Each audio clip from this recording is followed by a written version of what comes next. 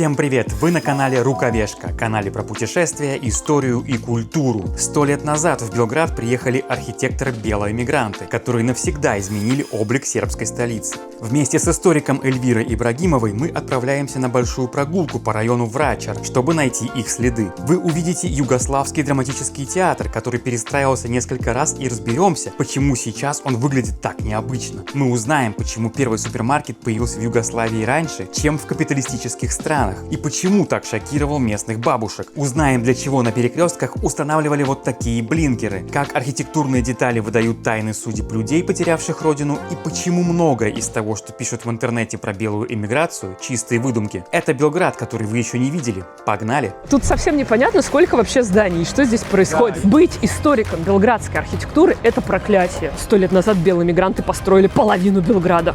Ты такой, как вы считали? Здесь король Александр тебе все даст, ты для Николая II что-то строил. Бывший полковник газет продает. Бывший генерал фотографом заделался. Я автор термина «балканлайтинг». Балканлайтинг? Да, есть газлайтинг. Людям из царской армии курсы кройки и шитья. Да. Там, смотри, еще дверка открыта. Пойдем зайдем. В первый раз вижу эту дверку открытой. Это слишком простая версия для Белграда. В другом городе она бы сработала, но в Белграде простые объяснения ничего не объясняют. Но улицы здесь не просто переименовывают, улицы здесь иногда переезжают. Весело, увлекательно и сродни дофаминовой наркомании. Про Ракию ты очень хорошо сказал. Чем больше на него смотришь, тем больше он безумен. 2000 проектов подписаны белый мигрант. Куда мы идем? Мы сейчас пойдем искать работы архитекторов белых мигрантов, которые сюда приехали 100 лет назад и что-то здесь в Белграде построили. Ага. То есть буквально повторилась ситуация, только сейчас приехали айтишники, а не мигранты. Ну да, есть нюансы. Есть нюансы. Есть схожество, есть различия. А еще, я помню, я тебе рассказывал, что мне очень не понравился этот район. Ага. Но я тогда был злой, меня камеру отняли военные, поэтому я, мне кажется, был немножечко не прав. И ты обещала мне рассказать, почему этот район крутой. Так что белые мигранты и крутость района у нас сегодня. Я на самом деле не обещала. Я другое имела в виду. Я на самом деле очень люблю этот жанр. И, наверное, последняя вещь, которую я в жизни хотела бы делать, объяснять, почему что-то крутое или нет. Я считаю, что если надо объяснять, то не надо объяснять. Ну хорошо, покажешь нюансы. Оно все в нюансах, да. Да. Ну давай тогда прямо отсюда и начнем, потому что одна из главных вещей во Врачаре – это дом общества для украшения Врачара. Там прям это написано. Потому что в свое время люди иногда воспринимают то, что Врачар – это какая-то своеобразная окраина. Потому что нам кажется, что Старый Град и Дорчел – это центр, а Врачар уже, очевидно, не там. Это большая ошибка воспринимать Белград как другие города, у которых вот есть центр, и они вот так вот нарастали. Белград полицентричный, и мы сейчас даже не про Земун. Потому что Врачар изначально, князь Милош, этот район обустраивает как европейскую альтернативу Дорчелу. Он зовет словацкого инженера, который здесь прокладывает прямые перпендикулярные улицы, и сюда начинают ехать жить. Во-первых, приглашенные европейские специалисты. Автономное княжество Сербия очень активно приглашает тех же словаков, чехов, немцев, и они все здесь живут. И, собственно, нарождающая сербская элита тоже хочет жить в европейском Врачаре. То есть это уже очень-очень важная вещь, которая изначально в идентичность Врачара вкладывается, то, что это особый район. Но, с другой стороны, особо-особо, вся инфраструктура там. И им для начала придется в ту сторону за эту инфраструктуру побороться. Собственно, для этого они делают это общество по украшению Врачара. Потом начнется на основе этого общества, и другие районы начнут себе делать, потому что их задача задолбать муниципалитет. Чтобы им тоже водопровод, канализацию, асфальт и остальные блага отвалили. Вот первое, что удалось сделать этому обществу, то есть помимо того, что они себе дом отгрохали в стиле сецессия, как этот стиль здесь называется, или как привыкли петербуржцы, модерн. Видите, тут и кованная решетка, и флоральная декорация. Сецессион еще мы его называем. Да. Ну вот по-сербски это прям сецессия называется. Из Вены они позаимствовали. Вот за деревом не видно, что там вообще-то мозаика в виде дерева у него на фасаде. Тоже есть. Это делает архитектор Милан Антонович. Он учился в Цюрихе и в Мюнхене. Это начало нулевых, то есть это 1902 год, но само общество основано в 80-е. И первое, что им удалось сделать, это рынок. Вот здесь, на этой площади, был рынок, который назывался Цветочная площадь, то есть так называлась эта площадь. Она вообще изначально была лесом, но деревья вырубили, нарисовали дерево на фасаде, и вместо этих деревьев открыли здесь рынок, потому что в тот момент не было еще ни Калинич, понятное дело, ни даже Зеленогвенца, а единственный рынок в городе был на нынешней Студенческой площади. То есть очень далеко. Людям здесь вообще было неудобно, вот поэтому первая вещь, которой они добились, чтобы им вот здесь вот рынок открыли. То есть рынок отсюда уберут только в 60-е. До этого это вообще-то рыночная площадь, важное место в этом городе. Вот сейчас поближе подойдем и посмотрим. Можем еще здесь ко двору пройти. Там есть табличка с членами этого врачарского общества. Потому что когда уже настоящие деревья вступают в конфликт с этим мозаичным, его реально очень плохо видно. То есть, видишь, там за ветками оно есть. Ага, да. Тут легче фотографии поискать. Ну, он такое прям, да. И здесь есть как раз-таки табличка мемориальная, которая это общество ставит своим членам, которые больше всего старались, но вот уже умерли к моменту того, когда они эту табличку ставят. То есть и мы можем увидеть, что вот он, Врачер, элитный район еще 100 лет назад и даже больше, потому что это все кто? Министры, инженеры, начальники министры, разных министерств, торговцы. Конечно же, торговцы вообще главная элита. И даже люди, которые нам на первый взгляд могут показаться не такими элитными, например, мясник и аптекарь, но мясо – это главный производственный товар, который Сербия экспортирует. То есть быть мясником – это очень-очень круто. Вот даже архитектор затесался. Да, вот там генерал там. Да, и вот с этой стороны тоже эти члены, которым вот они таким образом сделали мемориал. И все, кстати, все сербы, да? Все сербские фамилии. Розал только вот. Что-то такое немецкое. Фердинанд, да, строитель в строительной сфере, люди немецкого, австрийского происхождения доминировали. Есть. Один среди всех. Один среди всех. Молодец. Надо, может, туда зайти? Пойдем. В красоту. Да. Ну как, типичный двор. В Сербии всегда такой. Зайдешь куда-нибудь, а там стоит дерево, какое-нибудь кафе. Ну, это же, кстати, как в Венгрии, да, делали эти дворы? Ну, вообще, мне кажется, Землю вот практически так вот. во всех европейских городах это нормально, что у вас есть фасад, на котором есть что-то роскошное, доходное, и дворы, в которых как повезет. Вот в этом плане из-за того, что во дворы люди часто не заходят, им кажется, например, не знаю, в том же в Будапеште и в том же в Белграде, что они сначала ходят по центру, видят эти роскошные здания из первой половины 20 века, а потом видят какие-то многоэтажки, как в Новом Белграде, говорят: фу, почему нельзя было строить доходные дома? А вы во двор зайдите, и вы посмотрите, где реально люди жили до того, как появилось вот это вот массовое социалистическое жилье.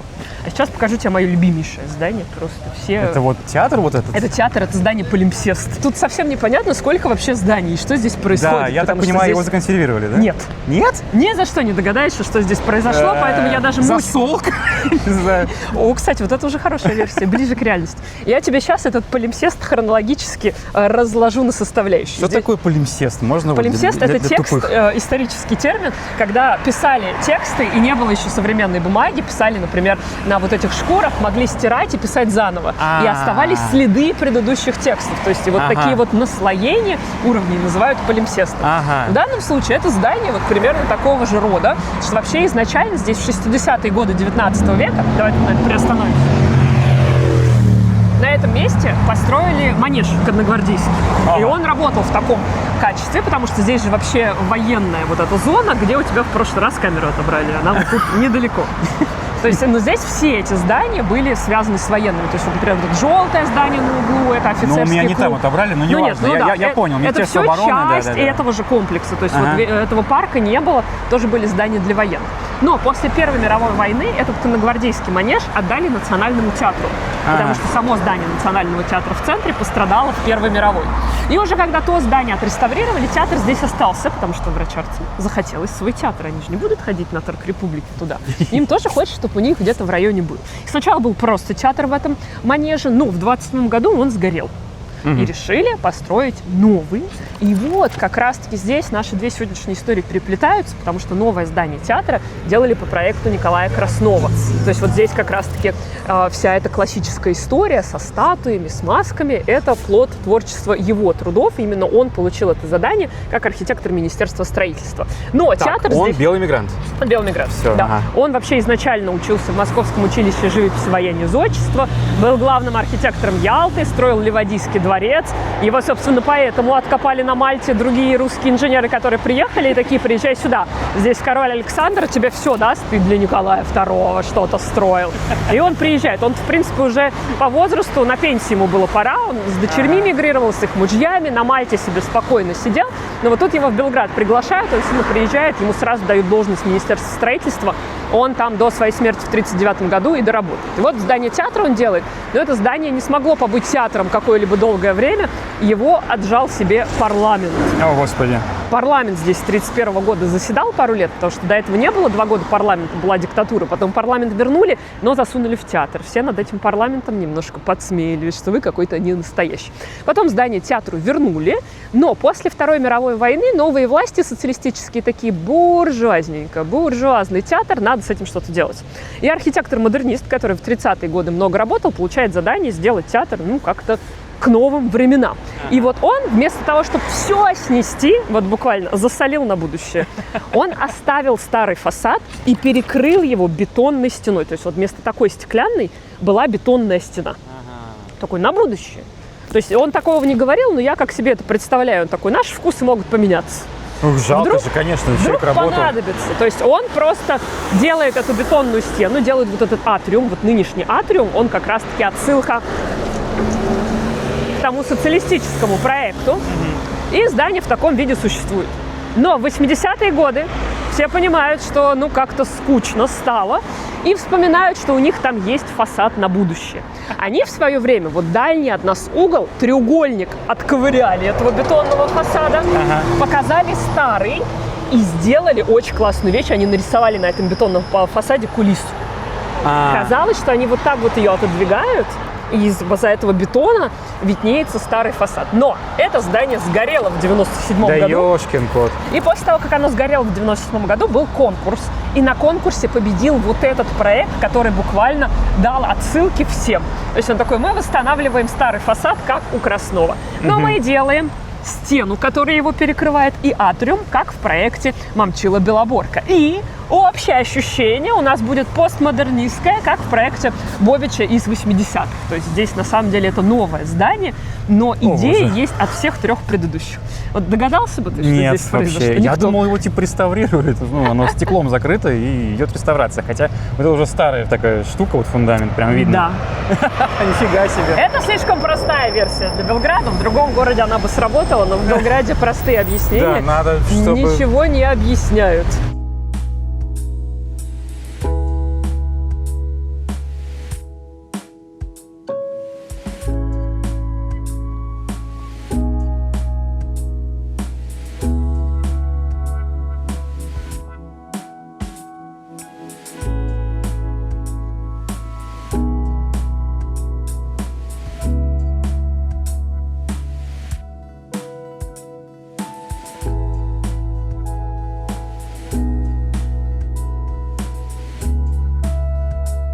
Мы сейчас вот сюда пойдем. Магазин? Почти.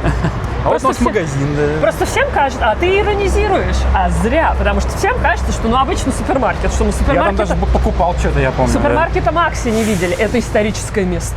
Я вам сейчас это продемонстрирую, да, там с той стороны есть фотографии этого исторического места. Супермаркет на этом месте был открыт в 1958 году. Ого. Чтобы вы понимали, в 1958 году не во всех западных буржуазных европейских странах уже были супермаркеты, а в социалистической Югославии был. И вот тут они очень классную табличку сделали, где можно посмотреть, как это было. 1958 год.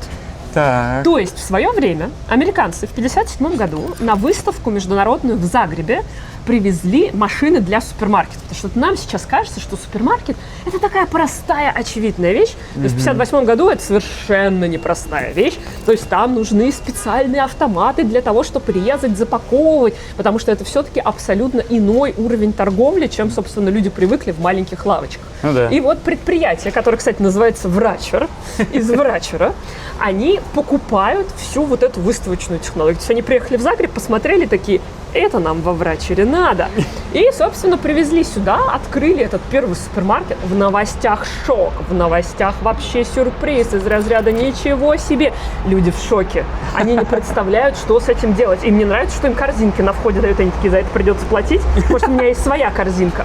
Бабушки чуть ли не рыдают на входе в супермаркет. Говорят, что же вы наделали?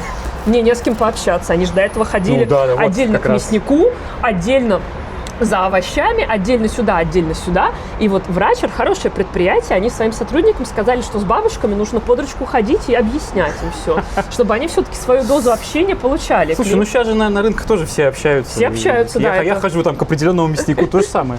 Вот, ну да, в свое время вот эти новые формы, но мы сейчас ходим на рынок, потому что мы уже от супермаркетов устали.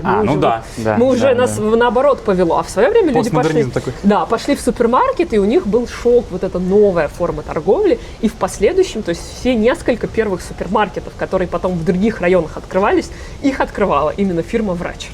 То есть все супермаркеты первые, так или иначе, в социалистическом Белграде, они врачевские.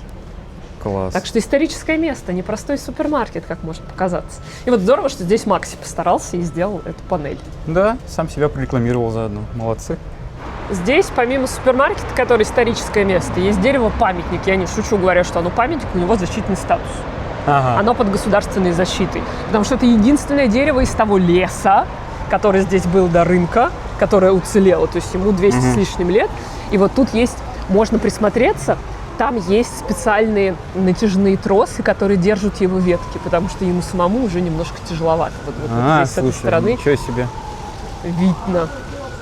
Но оно прям здоровое. Оно почтенного возраста, да. Туда и вот над дорогой аж идет. Видно, что лестница супермаркета специально сделана не самым удобным способом для того, чтобы, не дай бог, дерево не пострадало. Дерево здесь главное на этом участке. Обалдеть. Сначала дерево, потом все остальное, потому что у всего остального здесь статуса памятника нет, а у дерева есть. Вот так вот. А чего добился ты в своей жизни?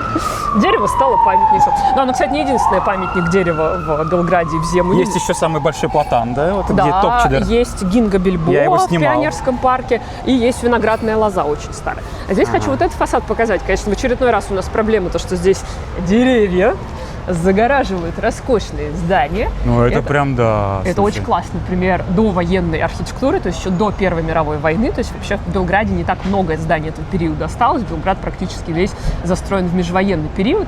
Это дом двух братьев. Йована Николича и Максима Николича. Это очень хорошо видно. Видишь, Ен, М, Да.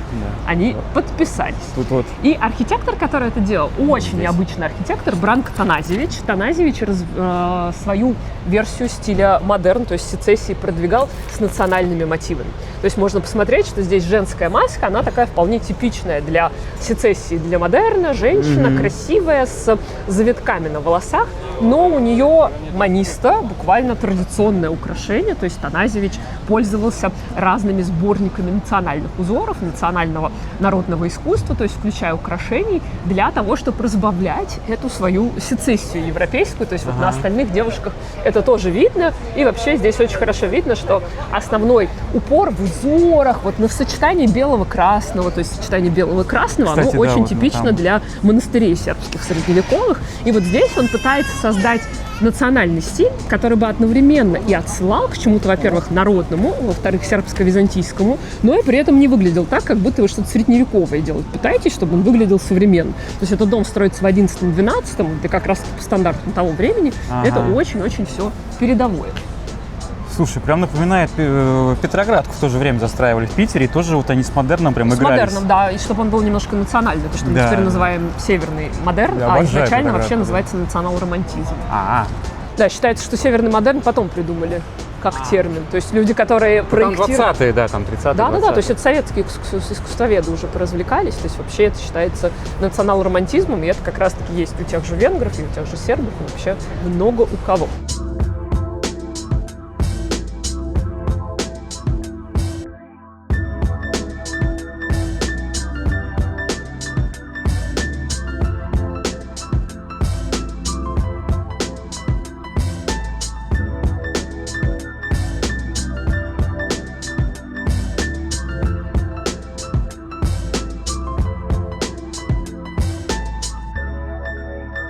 Вот этот вот розово-белый, работа Леонида Макшеева.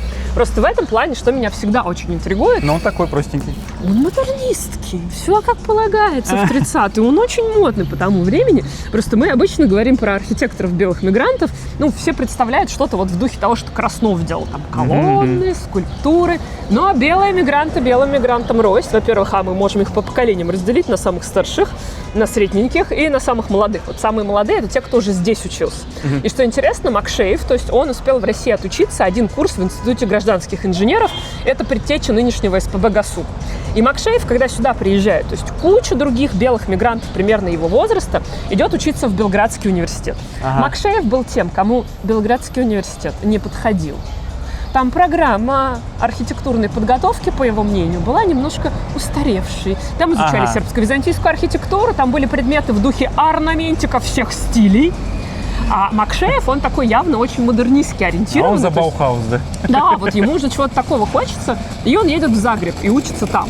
Но из Загреба он сразу приезжает сюда и активно начинает здесь свою карьеру строить. И вот Макшеев, он вообще из очень хорошей семьи. У него, между прочим, мама выросла в семье Николая Лескова, то есть это падчерица Лескова. А отец у него генерал. Вообще, то есть семья очень-очень аристократическая, вот, но в миграции ему приходится работать архитектором, и вот он делает такие модернистские вещи, и мне кажется, что очень важно показать, что белые мигранты, то есть и модернистские вещи, и даже вполне себе простые доходные дома делают, то есть многие из них здесь не то чтобы на привилегированных заказах сидели и колонны делали на правительственных зданиях. Да, то есть кому-то достает, кто-то должен строить эти доходные дома в Белграде, вот Макшеев один из них, он вполне себе неплохую карьеру сделал, но он в 43-м году отсюда выезжает, потому что Макшеев все-таки, сын царского генерала, человек из аристократической семьи. Он сначала несколько лет сидит в лагере для перемещенных лиц в Австрии, оттуда едет в Венесуэлу, там 10 с лишним лет работает, оттуда едет в США, а умрет он на Пальме де Майорке в собственном доме. Все-таки хорошо жизнь в итоге сложилась, хорошо. Мое лицо сейчас было такое. Понятно. Тоже захотелось на Пальму де Майорку. Да не знаю. Мне бы хотя бы в Будапешт сгонять. Да, вот в этом плане очень интересный момент, потому что многим белым мигрантам пришлось уезжать второй раз. То есть они были дважды мигрантами в своей жизни. Да? Из-за того, что социалисты вас догнали. Вы от них сбежали, а они сюда пришли. То есть и в этом плане вот Макшеев уехал в Венесуэлу, а мы сейчас пойдем смотреть дом, который Попков построил. Попков уедет в Аргентину. То есть в расчете на то, что за океаном тебя там не найдут. Но есть еще нюанс. Некоторые из них, то есть либо сами эти архитекторы, либо их дети, у нас есть такие кейсы, они были вынуждены уехать в Аргентину, в Уругвай, потому что пособников нацистов никто больше другой-то и не брал. Они вступали в русский охранный корпус. В организацию, которую для белых мигрантов сделал Гитлер с щедрым предложением: не хотите ли еще немного повоевать с большевиками.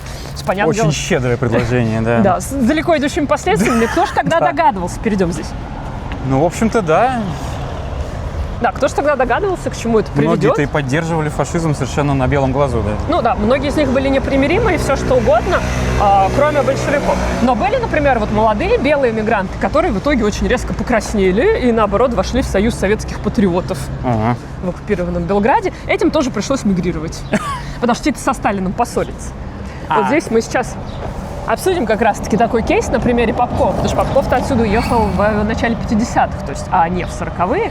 Попков мой любимчик. Вот из всех архитекторов. Из-за ручек вот этих, да? Да. Офигенских. И не только ручки. Попков, вот он прям моя любовь. То есть я его больше всех люблю и среди архитекторов беломигрантов, и вообще среди белградских архитекторов я Попкова очень-очень высоко поставлю. У Попкова был долгий путь в архитектуру.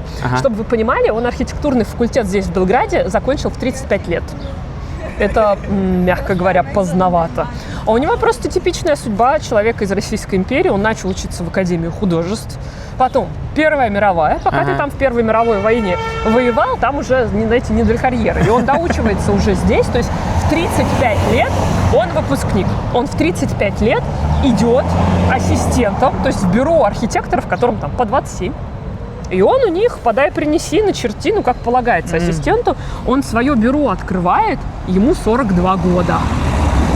То есть это уже зрелый возраст, а он только-только бюро открыл. Но вот мне кажется, что из-за того, что его путь был такой долгий в архитектуру, архитектура в нем долго мариновалась, он долго мариновался в архитектуре, и вот такие здания необычные. Вот на первый взгляд на этот дом посмотреть, кажется, что ну мы такое видели, ну вот они пилястры, эти вот колонны, все вполне себе классическое. Но если мы присмотримся, все окажется не таким простым. Так. Во-первых, Попков это очень любит, и это потом станет очень-очень модным в белградской архитектуре вообще, использование черепицы не по назначению.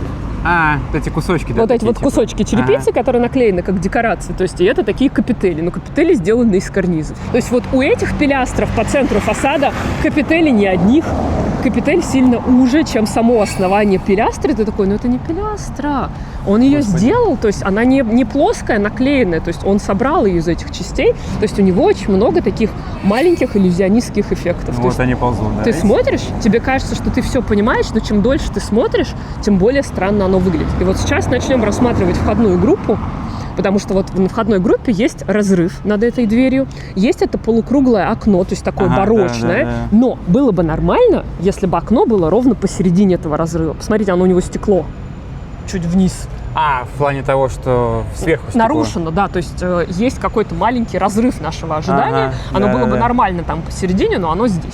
Дальше, смотрите, оформление окна логичное, то есть вот такие вот валюты, ракушечка и такая вот природная какая-то ассоциация, все как в необарокко, все в принципе нормально.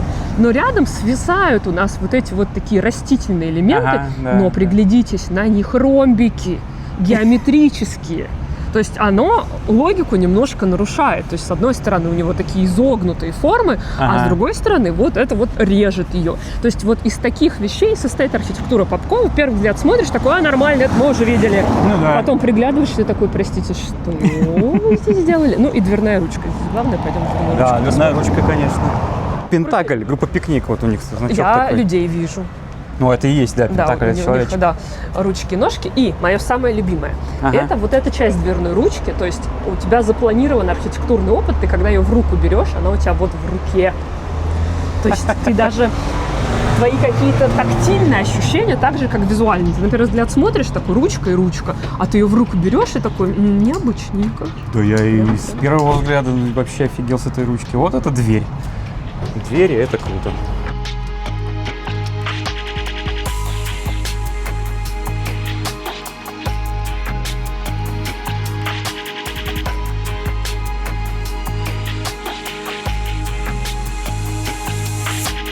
И вернемся к Попкову, пока идем к следующему зданию.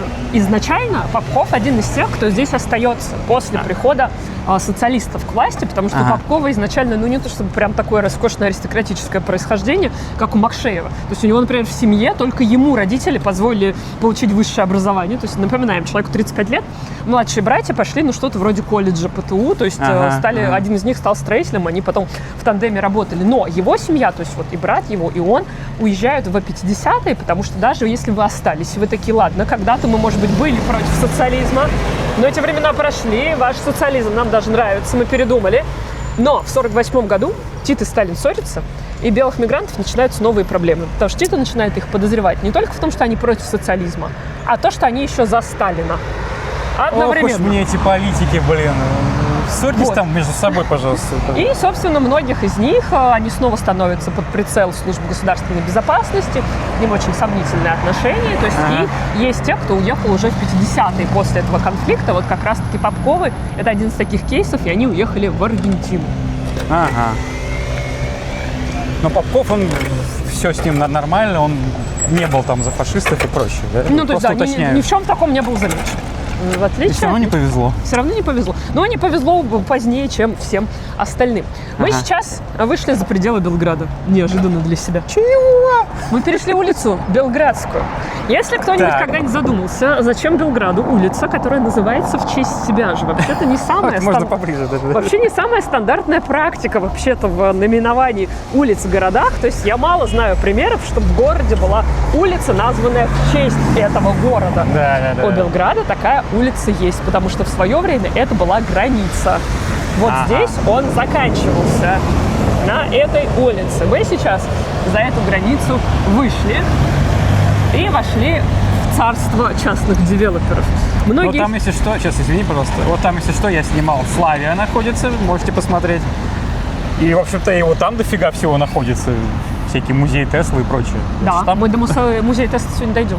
Он тоже, получается, уже не в Белграде. Ну вот да, по этим границам конца 19 века, не в Белграде. То есть вот эти территории были сельскохозяйственные, их купили девелоперы и начали застраивать. То есть со всеми этими проблемами про девелоперов мы еще отдельно сегодня поговорим. А пока хочу показать, отвлечемся от белых мигрантов, не белого мигранта, работу сербского архитектора Александра Дерока.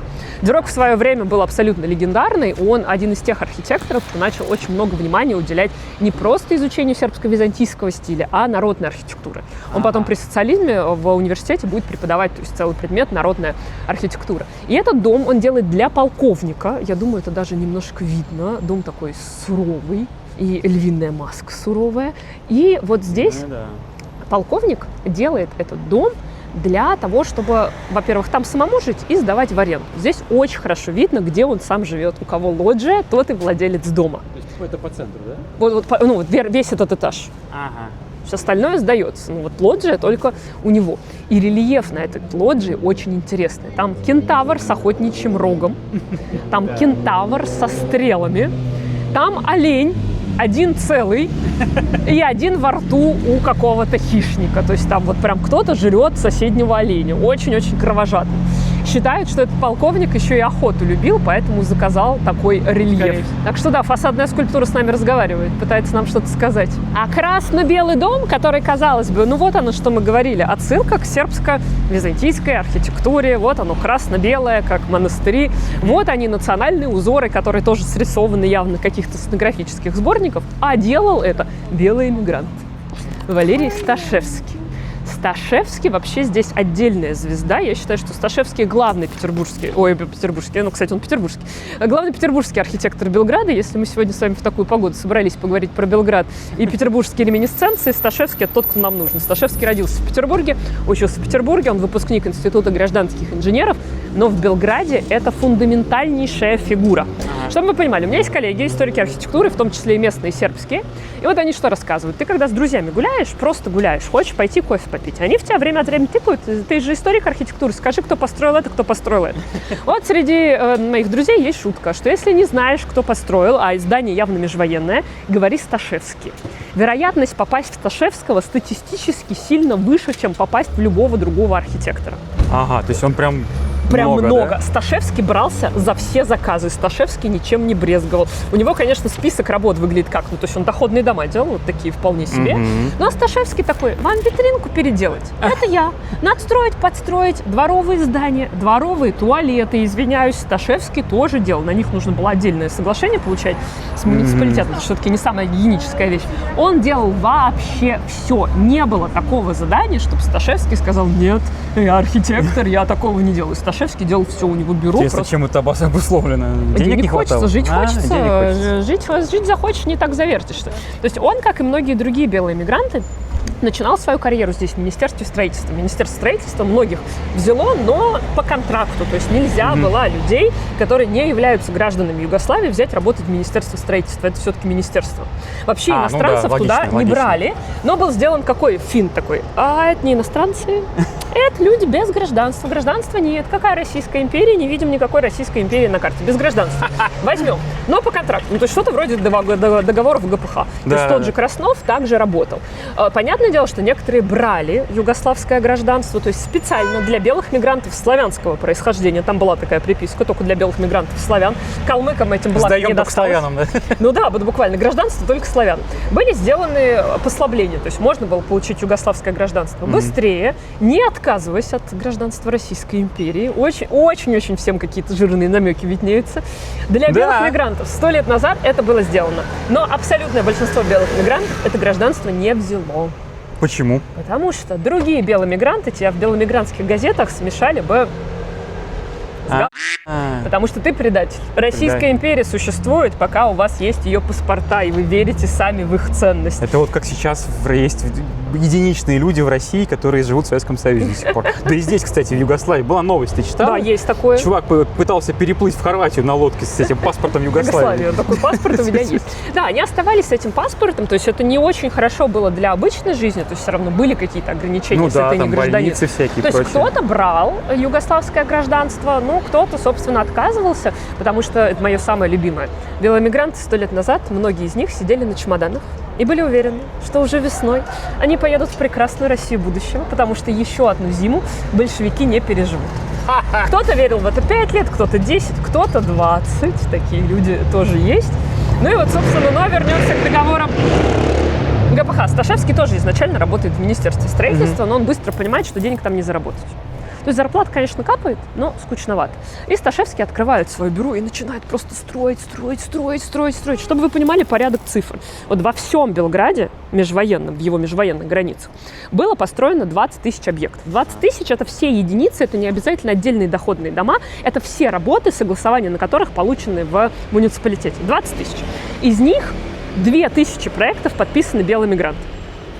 То есть нормально. Некоторые из-за этого считают, что это значит 10% всех домов построили, но с учетом того, что там не все строительство домов, а есть настройки, перестройки, в принципе, белые мигранты 5% Белграда построили. Ага. Некоторые расстраиваются, потому что в некоторых телеграмных текстах, когда вот вирусились тексты про нынешнюю миграцию, что с ней будет 100 лет спустя, она начиналась с фразы, я прям красными пятнами от ужаса покрывался, что было написано 100 лет назад белые мигранты построили половину Белграда. Ты такой, как вы считали? Можно список посмотреть? Я считала, у меня получилось 5. И некоторые такие, 5, вообще неинтересно, о чем мы разговариваем. Ты такой, сами белые мигранты, даже не 3%, то есть 2 с небольшим от всех архитекторов. То есть они... не красивые цифры, хочется, чтобы прям было. Хочется, чтобы прям было, но они все равно произвели x2 больше продукции, чем их доля в архитектурном сообществе. И из вот этих вот 2000 подписанных проектов, 1000 с небольшим Сташевский подписал. Нифига он прям это... Человек-машина. Он, правда, для него плохо кончилось, он в 1932 году обанкротится. Слишком много заказов возьмет, причем же он вообще будет брать не только вот классические заказы для архитектора, он обанкротится, вот я сейчас забыла, то ли канализацию он подписался делать в каком-то городе, то ли замощение улиц. Контракт с Министерством военным подписал, но не очень хорошо все кончилось, и поэтому в белградской архитектуре есть Сташевский, а есть Крипто Сташевский. Крипто Сташевский? Это что? Крипто Сташевский – это мой любимый персонаж белградской архитектуры. Бюро Сташевского обанкротится, у него печать отбирают. Вот, и он начинает ходить к своим друзьям и говорят, дай печать попроектировать. И, то есть, например, если мы знаем, что кто-то из архитекторов дружил с Сташевским, вот его проекты в этот момент не очень надежные. Ты такой, может, ты, а может, Сташевский взял у тебя печать погонять. Это, к сожалению, в белградской архитектуре очень частая история. У нас люди, которые в муниципалитете работали, которые в министерстве работали, не имели права частного проектирования. То есть в 28 году им запретили. То есть такой, у тебя есть работа, работай, ты отвлекаешься, надо на благо муниципалитета, на благо Министерства строительства. Но в муниципалитете, в Министерстве строительства зарплата-то капает, это надежно, но не очень интересно. Потому что, во-первых, задания могут быть очень однообразные, и плюс, собственно, зарплата это ограничено. То ли дело быть свободным предпринимателем. То есть для того, чтобы проектировать вот такие вот частные заказы, надо было зарегистрировать свое бюро, сдать государственный технический экзамен, получить вот эту вот печать и право самостоятельного проектирования. Но архитекторы, которые в министерстве работали, в муниципалитете работали, они брали печать погонять у своих друзей. Быть историком белградской архитектуры – это проклятие. Что думаешь, я сейчас пойду в архив, я открою план, я посмотрю, кто там подписался. Нет. Мне кажется, это очень по-сербски. Дай печать погонять. Дай печать погонять. И ты сидишь эти такой, курицу принес. Такой, кто это сделал? То есть хорошо, есть люди, у которых хорошо наследие сохранилось, и там все подписано, что вот это я проектировал для вот этого под именем вот этого. И ты такой, мы хотя бы что-то знаем. Потому что если у нас какому-то архитектору нет доступа к его наследию, то есть, например, там, не знаю, есть куча кейсов, потомки просто взяли на мусорку, выкинули, мы не знаем. И вот все его близкие друзья, ты такой, так, ты дружишь с архитектором, который в муниципалитете работает, я не верю, что это твоя подпись, твоя работа, может быть, и не твоя. И обычно, как это решают мои коллеги, ты все-таки стилистически можешь посмотреть. Ну, то есть тот же Макшеев, например, проектировал под именем Самуила Закса, пока не получил свою печать. То есть вот есть период, он приезжает, он уже хочет начинать работать, но еще все формальности не прошел. Но у Макшеева есть видение, он такой, я модернист. И мы по его модернистским ходам это видим. Про Сташевского еще никто не написал монографию, потому что самоубийц нет. Потому что у Сташевского собственного стиля, ну, тоже как бы немножко не завезли, Сташевский берется за все. Ну, хорошо же сделал. Хорошо сделал. Нет, все прекрасно, все хорошо, кроме того, что вот есть исследовательница местная, то есть она прям сделала эту работу, она пошла в архив, и она опубликовала список тех адресов, на которых Сташевский подписан. Ага. Там, правда, есть нюанс, то, что она часто публиковала названия тех улиц, которые вот в муниципалитете написано, но улицы здесь не просто переименовывают, улицы здесь иногда переезжают. То есть такая улица существует, но не факт, что это была именно та. Вот, то есть есть какой-то опубликованный список, но там еще пойди разберись. Проблема в том, что я, например, про другого архитектора получаю такой список. А может, пойдем? Пойдем. Я смотрю, я примерно понимаю, мог, не мог. Про Сташевского я не понимаю, мог, не мог, потому что он, в принципе, мог все. А у него еще 2 сына архитектора. Эти тоже в его бюро, под его именем, тоже, собственно, там свою карьеру начинают. Вот, так что к судьбе Сташевского мы вернемся. Сташевский очень нетривиальный персонаж. А пока... Ну, это прям вот сербский хаос. Сербский рандом это называют еще. Мне Я бы нравится. сказала, что югославский. Хочу вот эту штуку показать. Югославский, да. Как Так, ты это думаешь, что это такое? Сейчас это заброшенная пепельница. Или мусорка. Мусор отсюда Мусорка. повытаскивали какие-то энтузиасты. Спасибо Да. им большое. Слушай, 3 похоже попытки даю на тебе. воду вот это. Где воду? Хорошая версия нет. Нет? Что-нибудь с пожарной безопасностью связано? Нет, тоже хорошая версия. Блин, ну, тогда я не знаю. Вряд ли это фонарь, конечно, какой-нибудь. Фонарь тут был, Был. Ага. но он был функционален. Слушай, я, может не быть, тебе знаю. подскажу, этот фонарь мог мигать. Эта штука называется блинкер, если это тебе хоть как-то поможет. То есть, если ты напился раки где-нибудь идешь в ночи, то ты как на маяк, да, ты ориентируешься или что? Хорошая версия. Я не понимаю. Нет. Это бывший стационарный телефон для постового милиционера. О, Тут внутри, тут была дверка. ага. И эту дверку мог открывать постовой милиционер. Внутри был телефон. Ага. Про ракию ты очень хорошо сказал, потому что эти вещи связаны между собой. В районе, где было много кафан. Классных кафан. Ага. Хорошая кафана – это та кафана, где попойка завершается дракой. Но хорошая драка – это уже более сложная вещь. И у постовых милиционеров, то есть, была много работы. То есть вот это социалисты придумали, Ага. когда у них была милиция, что из разряда постовому милиционеру может быть понадобится подкрепление, чтобы разогнать драку в кафане, ну или еще по мелочи. И, собственно, надо было добежать до такого перекрестка, то есть открываешь дверцу, достаешь телефон, вызываешь подкрепление. Офигеть. Если же, то есть где-то в районе что-то происходит, а ты как постовой непонятно где бродишь, тебе могут из центральной позвонить, сообщить, что где-то что-то происходит. Тогда, если телефон звонит, фонарь мигает. Круто. Поэтому штука называется блинкер, и она вот стоит на углу, Да, чтобы да, ее да, мог да. увидеть постовой. То есть он идет по району, то есть смотрит такой, о, там мигает. И их была целая сеть по городу. Они в 70-е вышли из употребления, потому что появились рации воки-токи. И в городе, Да. вот я знаю, 3 сохранилось. Слушай, Разной круто, степени круто, очень сохранности. И они, конечно, меня очень-очень интригуют, потому что без подписи, без объяснения ты в жизни не догадаешься, что это такое. Да, просто какая-то... Я подумал, что это что-то для воды. Вот правда. Ну, есть нюанс. Тут Учитывая, даже- что мы еще находимся за окраиной Белграда, это могло быть построено не так Тут прям рано. розетка внутри, видишь, розетка. Господи боже. Функциональная штука. Офигеть. И пока мы идем, я расскажу про судьбу Сташевского. Она годами была загадкой. Так. Никто точно не знал. Было несколько версий, что сумел выехать в Марокко вместе со своими сыновьями. Сыновья у него точно выехали в Марокко и оттуда в США. То есть потомки Сташевского сейчас живут в США. Была версия. Касабланка. А? Фильм «Касабланка» же Ну вот про да, да, вот это вот всё. Да-да-да. Ага. И есть версия, что он все-таки стал жертвой то ли советских спецслужб, то ли югославских спецслужб. Ага. Про самого Сташевского ясности нет, но его сын, архитектор, был надзорным архитектором при строительстве евангелического немецкого храма в Белграде по проекту немецкого архитектора, то есть немецкий архитектор-проектант, но здесь, в годы нацистской оккупации, реализацией этого проекта занимался сын Сташевского. Ну, это немножко попахивает коллаборационизмом. Это та церковь, где сейчас театр битов. Не Потом знаю. посмотришь. Интересное, Да, необычное. да, я дам Ну, в картинку. общем, с сыновьями, почему они уехали, все, в принципе, понятно. Самим Сташевским был вопрос. И у него остались, то есть уже потомки не прямые, то есть от его же отца, то есть какие-то боковые линии, которые сделали запрос в ФСБ. Ого. Как правопреемнику КГБ из разряда имели ли вы какие-нибудь отношения к судьбе Валерия Сташевского? Оказалось, Так. что имели. Там Имели. нашлось дело. СМЕРШ его арестовал в 1944 году и попытался ему что-то предъявить. Предъявить белому мигранту, я подчеркиваю, смогли незаконное пересечение государственной границы.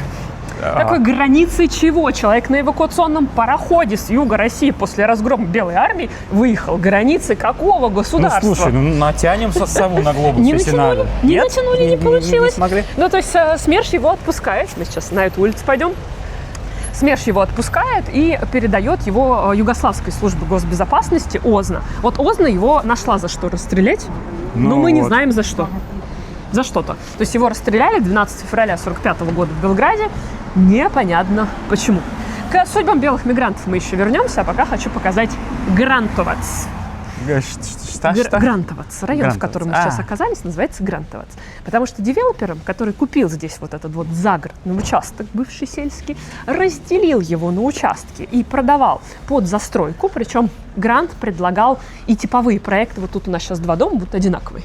Эдвард Грант был сотрудником американского посольства. Домики уже старые такие. Ну да, то есть это, вот это вторая половина 19 века, то есть они, в принципе, вот в возрасте в почтенном. И в данном случае вот мы сейчас свернули в эту сторону, в Грантовац, а если бы мы свернули в противоположную сторону, мы бы оказались на территории Энглезовца. Потому что там шотландец Фрэнсис Маккензи купил участок и тоже сделал то же самое. И возникает вопрос, почему район, который шотландец Фрэнсис Маккензи застраивал, назвали Энглезовцем? Да, вот мне тоже интересно, почему Энглезы? Я сейчас объясню. Вот тут давай приостановимся, чтобы я это рассказала. Короче, отреставрировали и повесили кондиционер. Наше любимое развлечение. Да. Зато отреставрировали. И они вообще сохранились. Мы почему сюда свернули? Потому что один из немногих кусочков, где мы с вами можем почувствовать Врачер прям вот второй половины 19 века. Вот когда застройка только-только началась, очень-очень скромная, одноэтажная, но по тем временам уже неплохо. Здесь у нас прям вот чувствуются западные проекты. Потому что у нас девелопер то американец, то шотландец, британец, будем говорить. А почему Энглезы? Вот. Дело в том, что Маккензи вообще сюда приехал как религиозный проповедник. Его сюда пригласили научить сербов читать Библию. На каком языке? Да на любом. Главная методология, как мирянам Библию читать. Просто здесь был один министр, просветитель. Его вот очень беспокоило, что сербы религиозные, но религиозность это какая-то с очень сильным языческим привкусом. И он вот в конце 19 века такой: сейчас научим читать Библию.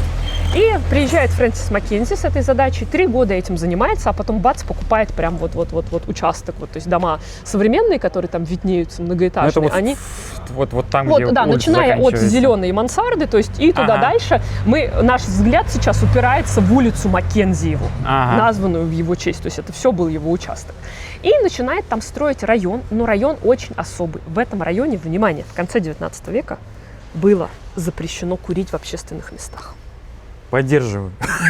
Бывало такое в истории Белграда, нередко.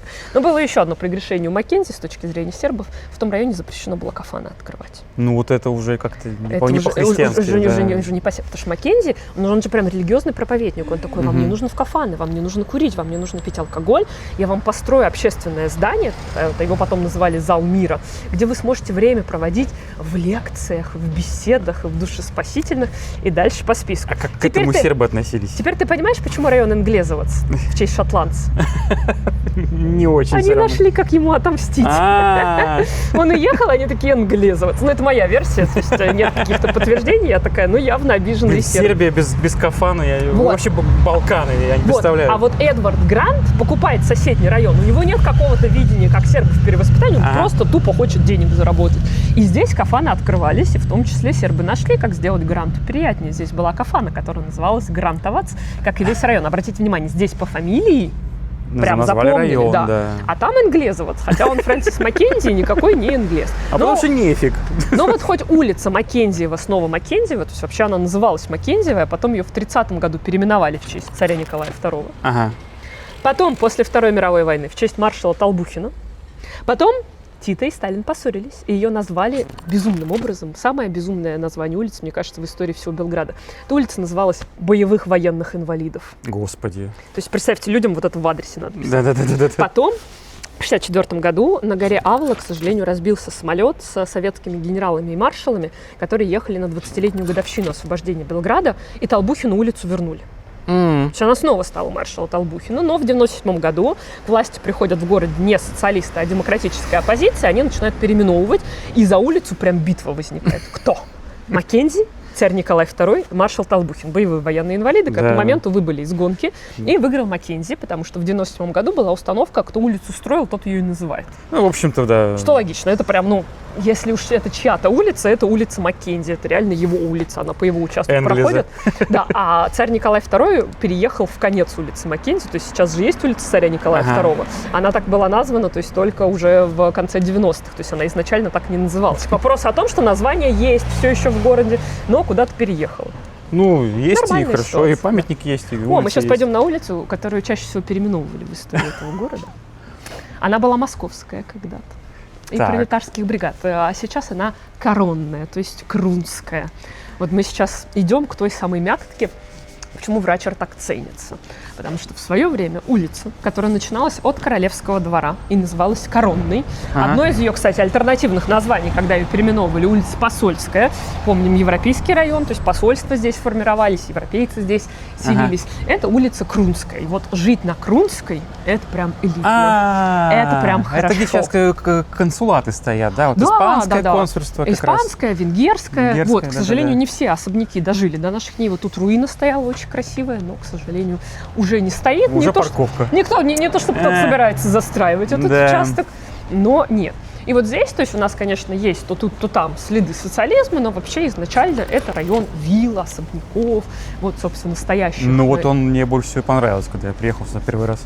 Вот, да, это, конечно, самая главная ось, самая жемчужина, предмет гордости, предмет мечтаний. Люди стремятся жить на Крунской, и маленький нюанс – я живу на Крунской. Моя белградская мечта сбылась. Но есть нюанс. Давно ли? Давно? 2 года уже. Слушай. Вот. Но я живу в доходном доме с конца 30-х, в квартире, не в вилле, не в особняке. Я уж подумал, такая, нифига устроилась. Нет, конечно. Вот, но как звучит? Можно просто до конца фразу не договаривать, говорить, я живу на Крунской. Я к себе на Крунскую пойду. На Крунскую через Ангельскую. Вот, ну как бы да, тут не всем в виллах повезло, но хотя здесь... Ну, прими мои поздравления. Спасибо. Ты купила квартиру? Нет, конечно. Сколько здесь стоит квартира? Безумных денег. Да? Я извиняюсь, я историк, мой муж филолог. Какую купила квартиру? Игрушечную могу разве что квартиру купить. Снимают и едва. Понятно. Вот, посмотрим на особняк. Не будем пока переходить. С удовольствием посмотрим на особняк. Отсюда посмотрим. Особняк очень интересный. Его изначально проектируют как апостольский нунциат. Это представительство Ватикана. Вот, но потом апостольский нунциат передумал, переехал, и как жилой особняк, этот особняк переделал Белинский. Тут Белинский, но Белинский – это архитектор-загадка.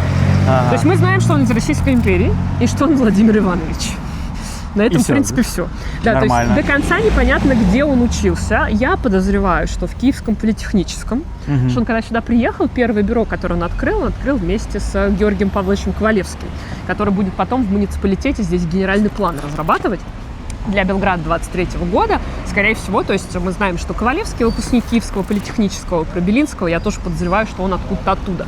Я родственников его нашла, поэтому, то есть на косвенных. Но Белинский еще и загадка, потому что мы не знаем, куда он делся в годы Второй мировой войны. То есть про остальных мы более-менее представляем. Ага, этот уехал, кто-то остался, кто-то с разными степенями конфликтов. Отсюда Белинский просто исчез. Испарился. Если кто знает, я буду рада этой информации, но пока это одна из белградских загадок. Как мы видим, загадок здесь много. Да ты прям, вообще... А что за переезд улиц? Ты говоришь, улицы переезжают. Да. Иногда улицу переименовывают и говорят, обидно, что у нас такой улицы больше не будет. То есть иногда, прям переименований просто на квартал такой, а теперь ты вот эта улица. Да, абсолютно нормально, это чистое безумие. Иногда они переезжают через какое-то время, то есть улицу переименовали, такого названия больше нет, а потом бац-бац-бац, спустя несколько лет они такие, у нас же была такая улица, вот мы сюда ее вернуть не можем, будет большой конфликт, что же делать, какая-нибудь соседняя. Вот это нам название уже не нужно, вот сюда мы его засунем. Хаос, да. Это кошмар, это целая отдельная боль, то есть разобраться, где какая улица, полбеды. Ладно, если бы их всегда переименовывали и переносили полной длиной. Отдельная боль. Там же номера домов еще. Они могут пол улицы переименовать. Ага. И ладно, если конец отрезать такой, ладно. Но иногда они отрезают начало улицы и сдвигается нумерация. Вот я, например, я на Крунской живу, и у меня боль. я прям страдаю из-за этого, потому что я бы хотела знать, кто архитектор дома, в котором я живу. Ага. Но это практически задачка со звездочкой, то есть я ее уже 2 года пытаюсь решить. Но эту улицу, это не просто улица с самым частым количеством переименований, то есть вот эта улица, она прям рекордсмен. Она еще и не всей длиной. Здесь скачущая нумерация. Я чего только не смотрела, вот тут мы сейчас притормозим. Ага. То есть я прям ходила в архив, я На фоне испанских флагов. Да? Вот, я брала все номера на Крунской. Я уже начала брать те, у которых нет номеров. Я все равно не могу найти тот единственный дом, в котором живу. Я уже всю нашла. Я уже со всеми остальными разобралась, где какой номер, под каким номером она была, кто там все-таки и как. Но вот собственный дом, в котором сейчас живу, не дается, я страдаю. Это очень круто. Главная точка притяжения на этой улице. Вот, в которой все время очередь. Да, к этому зданию отношения изначально не имел. Ага. И сейчас, конечно, имеет. Сейчас сам Тесла там. А, сам Прах Тесла? его, да. Ага. Ну, он же был кремирован. Об этом я не знал, кстати. Вот, кремированный Тесла лежит там. Как-то раз храм Святого Саввы захотел его забрать. Была такая идея. А есть же икона с Теслой даже. Да, забрать прах Теслы, хотя православная церковь-то особо-то кремацию не поддерживает. Ну, он ученый к тому же, да. Тут были протесты, а он еще из семьи священника, где человек пришел на этот протест с плакатом Теслы и с надписью: «Если бы я хотел в церковь, я бы остался дома». То есть я в свое время не рванул куда подальше. Вот, и тут, конечно, тут есть главный нюанс. Тесла в Белграде за всю свою долгую жизнь был пару дней. Его один раз пригласили, он приехал, то есть он приехал вечером на вокзал, который больше не является вокзалом. То есть заселился в отель, здания этого отеля нет, его снесли. Сходил в кафан, но этой кафан тоже нет, ее тоже снесли. Выступил в университете, университет стоит, где он выступал, на том спасибо, они нашли. Так, галочку ставим. Да. Они нашли место, куда табличку повесить. Просто есть люди, которые в Белграде проводят туры, маршрут Николы Тесла. Я такая, а что вы? Для туристов. А что вы показываете? Замануха. Отеля даже нет, где он жил. Вон как раз экскурсия проводится, вот там вот. Возможно, на английском языке. Вот, да, памятники Тесле, может быть, то есть, у него вообще очень-очень короткая история пребывания, то есть 2 ночи, 1 полный день, то есть и кусочки еще этих 2 дней. Все. Но если посчитать, сколько он здесь после смерти, то долго, да, потому что он здесь. Но изначально, то есть он к этому особняку отношения не имеет. Этот особняк для известного человека в свое время построен, для Джорджа Генчича. Так, это кто? Он был промышленником и политиком. Он один из тех гражданских, кто участвовал в заговоре против короля Александра Абреновича. То есть его убили военные, но была и гражданская часть заговора. Но после этого король Петр Карагеоргиевич, который пришел к власти, решил от него немножко избавиться и чуть его отодвинуть. И есть легенда, она слабо подтверждается, но легенда хорошо звучит, поэтому я ее расскажу. Так. Что король решил избавиться от Джорджа, то есть не просто так, то есть не какой-нибудь дело против него завести. Изящно решил. Своего брата попросил приударить за женой. Потому что брат у него, человек, на счету которого уже было несколько десятков дуэлей, в расчете на то, что Джорджа обидится, позовет на дуэль, а тут как бы у Арсена Карагеоргиевича опыт-то большой. Какие хитрые ходы в те времена были. Есть версия такая, я поэтому сомневаюсь, что как бы кто-то реально такой хитрый ход придумал, но легенда такая есть. Но проблема в том, что Джорджи в свое время свою жену отбил у судьи Высшего кассационного суда. Вот, судья был скучный человек, по мнению его жены. Она вот любила на ипподром, на другие какие-то события ходить. Вот там с Джорджем Генчичем познакомилась, и, собственно, он в свое время отбил. Поэтому, когда считают, что Арсен Карагеоргиевич стал за его женой приударять, он такой: до свидания. Ну, и не очень-то и хотелось. И вот есть версия, что этот особняк он себе заказывает в знак утешения. Там в свое время были такие интерьеры, просто абсолютно безумные. К сожалению, ничего не сохранилось, но прям был прям конфетка. И это дело архитектора Драгиша Брашеван. Именно у Брашевана в бюро начинал свою карьеру Попков. И тут видно, у кого он научился вот таким необычным ходам. Видишь, тут очень классно. Колонны разного размера, и они прям выстраиваются в такую пирамидку на фасаде. Видишь, есть маленькая между окнами, чуть побольше и чуть побольше, они все разные. Тут вот такая вот отсылка к Северной Италии, к Ренессансу, немножко к Микеланджело, немножко к Палладию. И к безумию. И безумие, конечно же, белградское же здание. Чтобы ты понимал, Драгиша Брашеван известен как один из главных сербских архитекторов-модернистов. Это с ним случится ровно через год после постройки этого здания, пока он у нас, собственно, отнюдь не модернист. То есть и потом, в 30-е годы, в этом здании был итальянский культурный центр. Его в свое время Италия купила. Но вот в итоге оно досталось Тесле, Хотя как бы при жизни вообще он никакого отношения к этому не имел. То есть сюда привезли сам прах Теслы, предметы Теслы, как раз-таки племянник-то его все Югославии отдал. Ага. И вот здесь музей, хотя сейчас ходят разговоры, что он не справляется. Да, там же собирается Заха Хадид строить музей где-то вот там вот. Где, сколько уже не собираются, потому Да? что хотели его и в бывший вокзал. Там уже висят же железнодорожный. эти штуки. Ну, Нет? в других Плакаты местах висят. тоже висели. Когда построят, тогда и поверим. Потому что, да, была версия вообще очень крутая в электростанцию его. Да, это же круто было. Вот, но это очень дорого. То есть хотели электростанцию «Сила и свет» перестроить в музей Тесла. То есть сейчас одну из фабрик отдали под него. То есть, ну, это уже третья локация для нового музея Тесла. Я почему так скептично к этому отношусь-то такой? Ну, там список-то уже существенный. Ну да. Вот. Но, собственно, поживем увидим. Возможно, он отсюда съедет. Пока, конечно, здесь хотя бы сегодня на тротуаре люди не стоят, и то... Да, обычно даже в каком-то моем видео было, что там такая...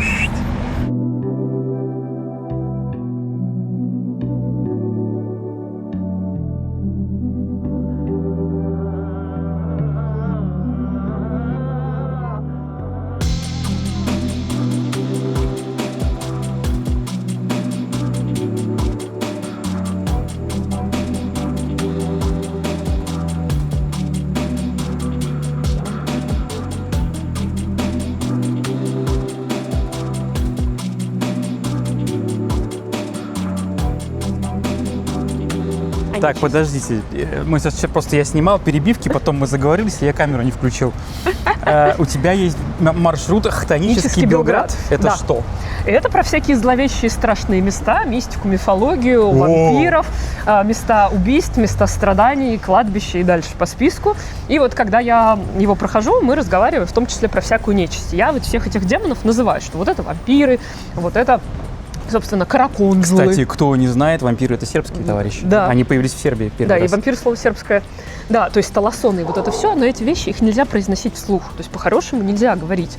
Ты их призываешь, надо говорить те, эти. Ну как бы, как я людям, которые не в курсе лора, объясню, кто те, эти. Демон такой, да что ж такое, опять она... Вот, я их называю, поэтому я считаю, что мне черепашка нужна для того, чтобы защищаться. И вообще изначально, то есть, использовались изделия, то есть из черепаховой кожи, из черепахового панциря, но черепах в Сербии не так много, и в какой-то момент сербы додумались, что рисунок черепахи работает как черепаха, в том числе абстрактный рисунок черепахи, то есть вот этот узор, который обычно используется на чилимах, то есть на коврах перотских, на подушках, вот, и кто-то начал даже делать с этим сумки. Вообще всем, кто в Сербии живет, советую прикупить себе дорожечку с черепахой. Ну, выглядит на всякий хорошо, да. случай. Да, Визуально ну, чуть даже- или сумочку. Да. Поэтому могу себе позволить ходить и говорить, что где вампиры, где караконжелы, где все остальные. Так, на чем остановились? На очень классном здании. Оно как такой чистый еще вообще. отреставрировали, привели в порядок. Вот я всем говорю, что если вы ходите по Белграду, ругаетесь, вам что-то не нравится, просто включите воображение и представляйте их чистыми, свежепостроенными. Город вообще будет, конфетка. Ну, да. Вот хороший пример, да, привели в порядок, очень-очень круто смотрится, такая прям переусложненная версия в стиле модерн сецессия, то есть здесь есть эти ходы, но как бы немножко переборщили, конечно же. Да. Классики Ар-Нуво поругались бы на этого архитектора, но есть один нюанс. Мы Так. не знаем, кто этот архитектор. Да что ж такое? И, скорее всего, не узнаем совершенно никогда. Почему? Потому что здание построено до Первой мировой войны. Сложно быть белградским архитектором, историком архитектуры. Но если ты занимаешься межвоенным периодом, или социалистическим, еще возможно. До Первой мировой войны это боль.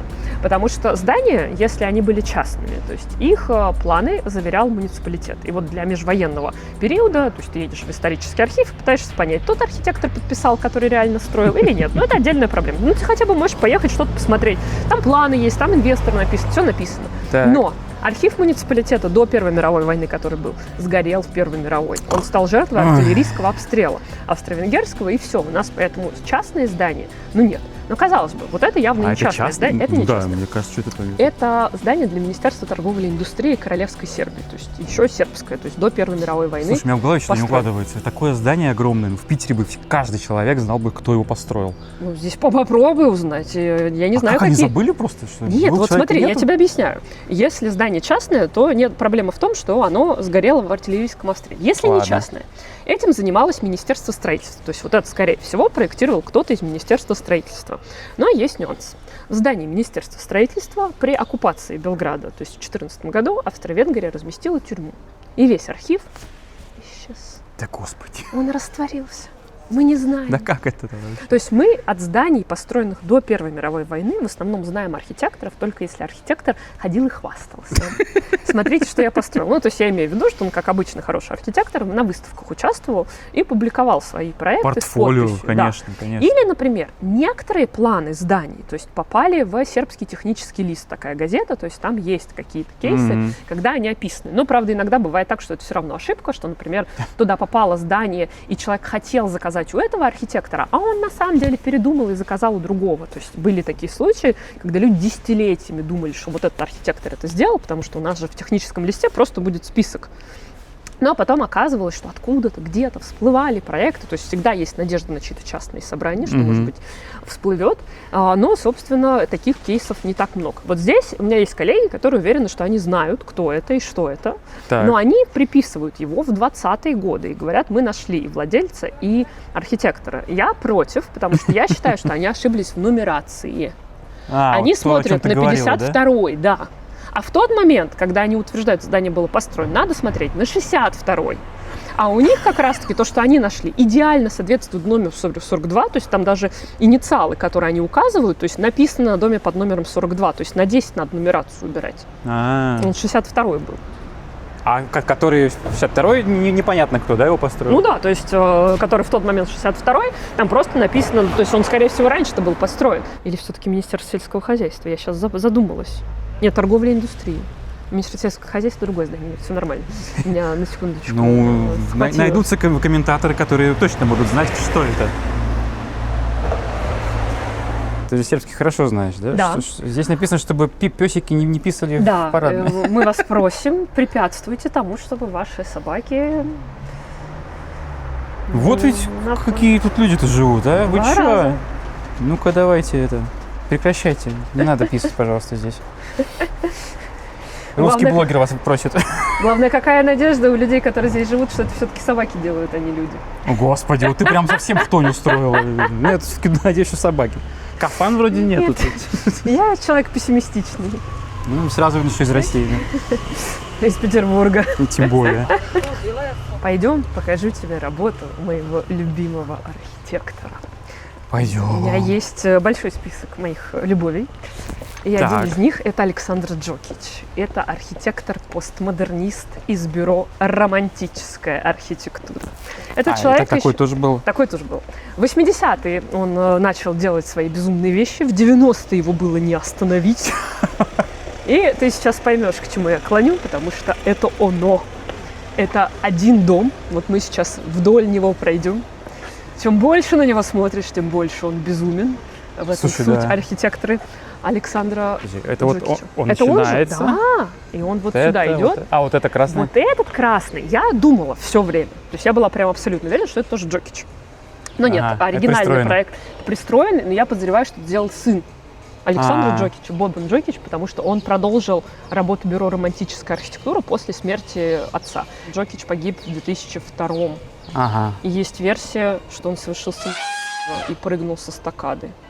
Я продолжаю свою хтоническую Да, тему то есть сегодня. что-то Да, веселье пошло да. что-то у нас. Но здание После весёлое. черепашки. Здание, да. Достаточно. Вот, да, и вот оно такое двойное, мы сейчас вдоль него пройдем, потому что здесь как раз-таки вот эта часть мне очень нравится, потому что здесь можно пройти не по улице, а вот по таким секретным ходам, немного безумно. Слушай, а что-то подобное, да, вот можно, я могу ошибаться, я не сильно знаю архитектуру, в Берлине, да, когда Баухаус какой-нибудь смотришь. Нет. Мне кажется, я такие безумные там видел, нет? Нет, это Нет? безумие, чисто безумие из 90-х, из нулевых. Думаешь? Мне кажется, классно выглядит. Нет, это комплимент в моих устах. Я же тебе говорю, я любимого архитектора показываю, мне очень нравится, безумно Ну, по-моему, круто, да. Там, смотри, еще дверка открыта. Пойдем зайдем. В первый раз вижу эту дверку. Пойдем. открытой. Тут окна очень интересные. Ух ты! внутри. Ну, ты посмотри на это. Жемчужина. То есть это безумие, вот когда у всех крыша слетела, да, и начали, как у нас в России, Стало- нулевые то же самое. Но у него она еще в 70-е и 80-е слетела. Он такие вещи до этого делал. У меня вообще есть версия. Я не могу доказать. Но мы с коллегой даже думаем как-нибудь написать про это статью и все-таки сделать это исследование о том, что вот то, что называют в России архитектурой Капрома, на самом деле придумали югославские архитекторы и завезли в Россию.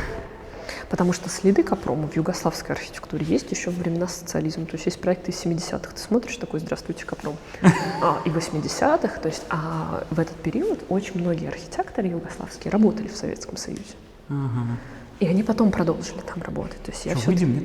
А если мы сможем отсюда выйти? Женщина вышла. Главное, чтобы мы потом смогли сюда зайти. Посмотри, там ручки. Нет, тут ручки нету. Нету. Мы не зайдем. Нифига себе тут. Жилой дом. Там вон вообще эти. Ну смотри, ты можешь выйти снять, я тебя потом пущу. Точно? Да. Ты будешь хорошо себя вести. Так. Офигеть.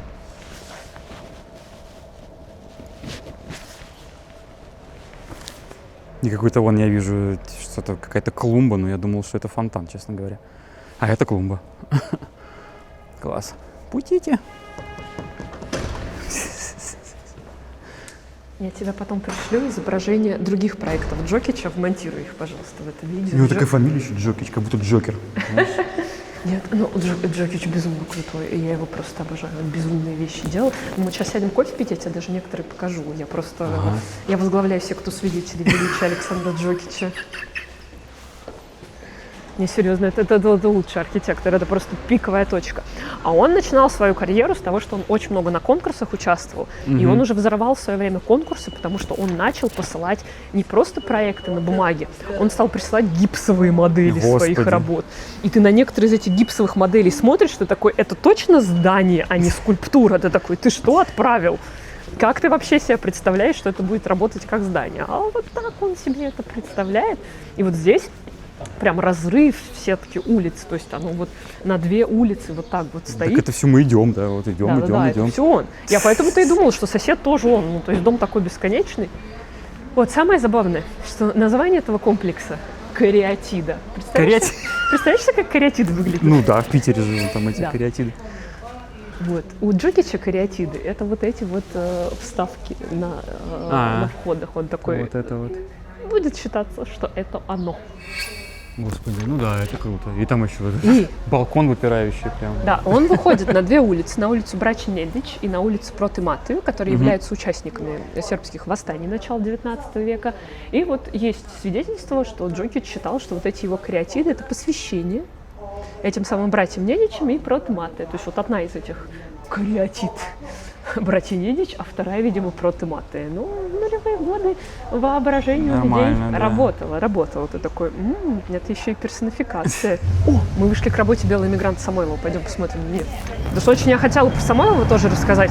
Самойлов здесь остался и дожил до 89-го года. Так. Вот, это одна из его первых самостоятельных работ. Выглядит как абсолютно белградская, любая другая постройка из конца 30-х под номером 13. Да, вот этот мой любимый ход, потому что это тоже сделал «Белый эмигрант». И вот это как раз-таки тот пример, Самойлов здесь учился. Просто молодые ребята, которые приехали с родителями, они очень быстро поняли, к чему дело идет. Потому что те, кто сюда приехал как инженеры, они работу сразу получили. Их прям разрывались рука. Это айтишники столетней давности. Ты инженер, у тебя в жизни все хорошо. А вот, например, многие другие люди, то есть, например, многие бывшие военные, генералы, то есть белградская история полна истории, как там бывший полковник газету продает, бывший генерал фотографом заделался. То есть у военных были проблемы. Здесь даже моя любимая история. Министерство военное в какой-то момент, пытаясь найти им работу, решило устроить им курсы переквалификации в гражданскую специальность и предложила казакам, я подчеркиваю, людям из царской армии курсы кройки и шитья. Ну это что-то совсем уже, да. Да, но инженерам неплохо. Поэтому молодежь вся пошла учиться на технический факультет. Он тут, кстати, недалеко за углом. И получается, каждый 5-й студент технического факультета в межвоенный период был белый эмигрант. А среди белоэмигрантской молодежи, то есть их доля достигала примерно чуть ли не половина всех детей училась на техническом факультете. И многие из тех, у кого не было склонности к инженерии, у них вообще была тонкая креативная душа, они, может быть, там в детстве уроки живописи брали у ученицы Репина, как Самойлов, не такие архитектура. Можно пойти в архитектуру. И техническая специальность, за которую платят архитекторы, нужны. И, собственно, можно реализоваться. И вот Самойлов учился здесь, остался здесь, то есть он женился на сербке, которая работала в Министерстве просвещения, и он после Второй мировой войны возвращается сюда, работает здесь, и доживет до 89 года. Он будет преподавать здесь на техническом факультете художественной дисциплины. Вот как раз-таки основы графики и живописи, свободный рисунок для архитекторов. Это все он будет преподавать. И вот как раз-таки к нему у социалистов претензий особо не было, потому что он в годы Второй мировой войны что делал? Он воевал в югославской армии. Он попал в плен. Ему в плену, то есть нацисты предлагали, как остальным белым мигрантам, как бы не хочешь повоевать? Он такой, нет, буду здесь со своими югославскими товарищами сидеть в плену. И он в плену, рисовал. Вот, и эти картины выставляются в историческом музее. И что самое интересное, им там разрешили капеллу сделать православную. Самойлов для нее делал иконы. И этот иконостас, который он делает в лагере для военнопленных, на центральном кладбище есть церковь. И вот в ней этот иконостас, который Самойлов в годы Второй мировой войны делает в лагере. Ого. Из подручных средств. Удивительный человек, конечно. Вот. Ну, а дом достаточно типичный для того времени. Причем он с фасадом сохранился по проекту Самойлова внутри. Он абсолютно переделанный. В дом попала бомба в 41-м. И его внутри переделали, но фасад сохранили. А вот это что такое, вот эта вот антенна? Антенна – это главный архитектурный декоративный элемент вся межвоенной югославской белградской архитектуры. Я не шучу, это флагшток. Флагшток. Это самый простой способ. Видишь, там флагшток. Там флагшток. В Белграде вообще можно играть в игру, ходишь и ищешь флагштоки. Флагшток? На двери, да? Или где? Над дверью между окнами. Металлическая дырка торчит. Ой, металлическая палка торчит, это флагшток. Да. Да, потому это что... классический флагшток, Да. это прям что-то это такое. интересный, декоративный. Флагшток был самым простым способом сделать югославскую архитектуру. Никто же не знал после Первой мировой войны, как делать югославскую архитектуру, и один из самых простых флагшток, флаг королевской Югославии, и вуаля, у тебя югославская архитектура. Что самое интересное, как раз напоследок расскажу по поводу югославской архитектуры. Журналисты тоже в тот момент не знали. Я газеты очень много читала, потому что иногда газеты — это единственный источник информации, архивы-то не сохранились, то там поди разберись. Газеты не подводят. И вот я читала газету, и там как раз-таки журналист решил выяснить, что такое югославская архитектура. Так. Он пошел по архитекторам, спрашивает, что такое югославская архитектура, делаете ли вы югославскую архитектуру. А там в статье ответы написаны таким образом, что сначала идет ответ, а потом подпись. И вот я читаю, там куча ответов из разряда «Ой, я не знаю», «Ой, мне не интересно делать югославскую архитектуру», «Я вот белградскую делаю», или «Я вот свою собственную делаю, у меня индивидуальное видение». И там потом находится ответ, где такой «Наша архитектура должна быть такая, такая, такая». Я нашу архитектуру делаю вот так, вот так. Подпись «Андрей Попков, архитектор». Я такая, то есть Наша же, да. у самого Попкова ничего не щелкает, когда к нему приходят спрашивать про югославскую архитектуру. И у журналиста тоже. Журналист не видит каких проблем. Поэтому вот здесь тот факт, что архитекторов беломигрантов сейчас в исследованиях выделяют, про них пишут отдельные статьи, он, конечно, под большим вопросом, потому что сами эти архитекторы, особенно кто здесь учился, себя особо не отделяли. Я предлагаю в эту кофейню пойти. Это где здесь кофейня? Здесь? Я никакой вывески, я вообще как двор какой-то. Нормально. Кофейня. Круто. Меня сюда приводят мои друзья, которые прям кофейные маньяки, со словами «какой кофе, какой кофе?». Я сама в этом ничего не понимаю. Так, давай. Я бы ни в жизни не зашел искать кофе сюда. Оно еще и не курящее. Возрадуемся. Доброе. Здраво, здраво. Они делают такой, знаешь, кофе в огромных чанах, как мы привыкли пить. Спустя 15 минут мы вышли из этого кафе, уж не стали там снимать, там музыка там уже играет. В последних строках нашего сегодняшнего ролика, что бы ты сказала зрителям? Быть архитектором? Быть историком белградской архитектуры очень сложно. Это моя главная мысль сегодня. Я несколько раз уже повторила и повторю еще раз. Но весело, увлекательно и сродни дофаминовой наркомании. Потому что, когда все очень легко доступно, пошел в архив, посмотрел, узнал, все хорошо. А вот когда ты долго-долго копался, то все гораздо сложнее. Сними, пожалуйста, вот здесь, ты посмотри. Вот я вот тоже заметил мужчин. Там мужчина, один с киркой, полуголый, рабочий, в ар-деко такой очень модный в 30-е. Да. Женщина с ребенком и с фруктами, как символ продорожья. И мой любимый. Мужчина ученый, у него в руках книга, рядом с ним глобус. Глобус все-таки не самый частый элемент фасадной скульптуры. И сова. По центру сидит Я сова. вот подумал, что это свинка какая-то. Это сова. Это сова. Ар-деко вообще обожаю. У меня же оформление канала в ар-деко сделано. Ну, тут много. Некоторые считают. Это большой спор в истории белградской архитектуры. Есть белградский ар-деко или нет? Ну, вот это же ар-деко. Можно сказать, что это декорированный модернизм. Что такое, типа, как советские, да, вот эти вот Нет, просто, с крестьянами просто рабочими. модернизм, да, с декорацией, что, в принципе. Тут же самый интересный ход, потому что ар-деко – это изобретение искусствоведов. Термин ар-деко придумали в 60-е. Ни один из людей, который работал в период ар-деко, не называл это ар-деко и не говорил про себя, что он делает этот стиль. То есть, в отличие от модернистов, которые такие, я модернист. Смотрите, как я делаю модернизм. То есть, ар-деко более поздняя конструкция, потому что вообще есть разграничение работы. Архитекторы просто строят и стараются не рефлексировать для того, чтобы историкам архитектуры потом хоть было чем заняться, чтобы они могли оправдать свое существование. Зачем ты тут нужен? Это собирать их по стилям, клеить ярлычки, говорить, смотрите, вот это ар-деко, а вот это не ар-деко. Спасибо большое архитекторам, оставили немножко работы. А ты какое-нибудь придумывала выражение про архитектуру? Ну, типа, это белградская, я не знаю, там, ар-нуво с элементами. Сейчас, погоди. Не знаю. У меня было какое-то мое собственное изобретение. Фразочка прям. Но я забыла сейчас, секунду. Я не могу вспомнить. Я помню тот факт, что я придумала что-то крутое. А что это было? Как музыкальные критики, знаешь, они там типа, это вот тот, или как фильмы тоже критикуют, это вот фильм там с элементами того. Я автор термина «балкан-лайтинг». Балкан-лайтинг? Да, есть газлайтинг, Есть провод-лайтинг. а есть балкан-лайтинг. Это что значит? Это когда тебя твои балканские друзья, то есть там белградцы, сербы, югославы, зовут в кафе. А тут же, ну, во-первых, они принято делить счет, принято платить друг за друга. И вот балкан-лайтинг, это когда твои балканские друзья говорят тебе, я сейчас плачу, в прошлый раз ты платила.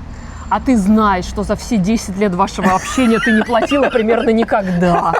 Что они тебе не дают. Они Слушай, говорят, сосед мой вообще ни разу мне не дал в магазине заплатить, мы ходили вот, с ним но он вместе. тебя утверждает, он убеждает тебя, что ты в прошлый раз платил, поэтому сейчас его очередь. Вот, Нет, мои подруги меня убеждают, я называю это балкан-лайтинг. Они говорят, ты платила, я такая, ни разу вообще такого не было. Они просто говорят, ну как бы, ну ты в гостях, вот, хотя казалось бы, как бы я тут уже давно. Вот, но самое обидное, это как-то раз ко мне в Белград приехала моя подруга из Загреба. Я к ней в Загреб ездила, там она за меня платила, потому что ты в гостях. Ну, а я в Белграде живу достаточно много лет, и я такая, все, она приехала, сейчас я за нее как заплачу. И мы заходим в кафе, вот, мы попили кофе, и, собственно, в какой-то момент я иду, а я уже такая спокойная, первая, иду к официанту, я такая, сейчас я заплачу, этот момент достал. И просто в момент, когда я еще не обнаружила, что происходит, просто вот отсюда у меня сбоку ее рука вот так вырывается и кладет эту купюру. Я такая, погодите. Я говорю, в смысле ты заплатила? Я говорю, ты в гостях, в Белград, ко мне в гости приехала. Она говорит, нет, погоди, на Балканах ты в гостях, говорит она мне. Она такая, не удалось. Ну это ж так мило. Это мило, это мило. Вот, но они меня балкан-лайтили. Вот это я точно придумала. Вот на этой ноте мы и закончим. Всем мир, не будьте балкан-лайтинг или будьте, но по договоренности. Все, всем пока.